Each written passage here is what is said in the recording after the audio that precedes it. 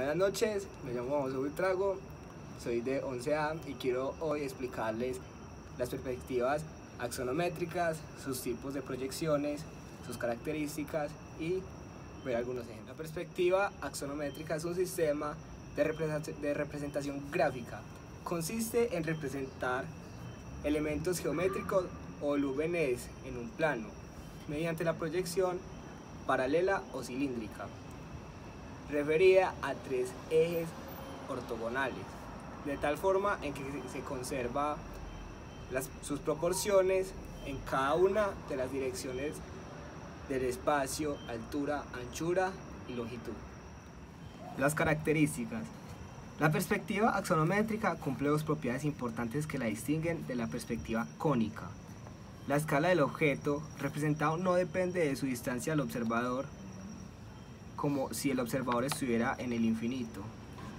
Y dos líneas paralelas en la realidad son también paralelas en su proyección, es decir, en su presentación axonométrica. Los tres ejes del plano proyectante se dibujan así: referente a la altura, que suele ser vertical como se ve en este ejemplo, y en este ejemplo suelen ser verticalmente. Y los referentes a la longitud y la anchura, que pueden ser a cualquier tipo de ángulo, puede ser como un tipo de longitud o un tipo de anchura. Tipos de axonometría. Existen tres tipos de proyecciones axonométricas: la proyección isométrica, la proyección dimétrica y la proyección trimétrica. Dependiendo del ángulo exacto en el que la vista se desvía de la ortogonal, en general todos los dibujos en perspectiva axonométrica muestran unos ejes de espacio como la vertical. En esos momentos procederemos a explicar en detalle cada uno de estos tipos. Antes de esto vamos a ver qué es una ortogonal y una oblicua. La proyección ortogonal es aquella cuyas rectas proyectantes auxiliares son perpendiculares al plano de proyección. ¿Cómo sería aquí una ortogonal?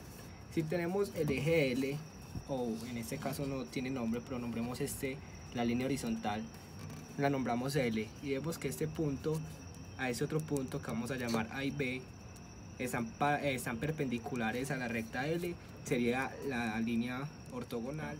La oblicua es aquella cuyas rectas proyectantes auxiliares son oblicuas al plano de proyección, estableciendo una relación entre todos los puntos del elemento proyectante con los proyectados. ¿Qué quiere decir? Si yo tengo un cubo proyectante, o sea una proyección de un cubo en otra escena, lo voy a hacer en este eje con 30 grados para que quede una proyección oblicua con cada punto proyectado del cubo que tengo para proyectar.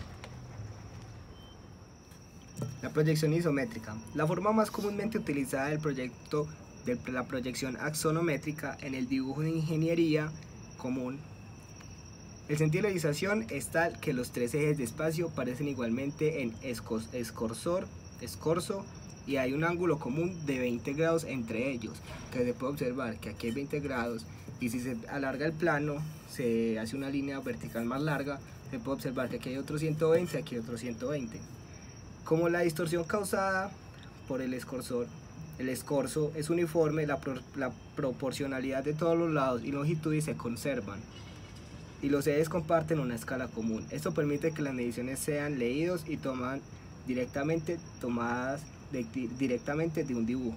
La perspectiva dimétrica. El sentido de la realización es tal que los dos de los tres ejes del espacio aparecen igualmente en escorzo, de las cuales la escala auxiliar y el ángulo de presentación es determinado de acuerdo con el ángulo de visión. La escala de la tercera dirección vertical se determina por separado.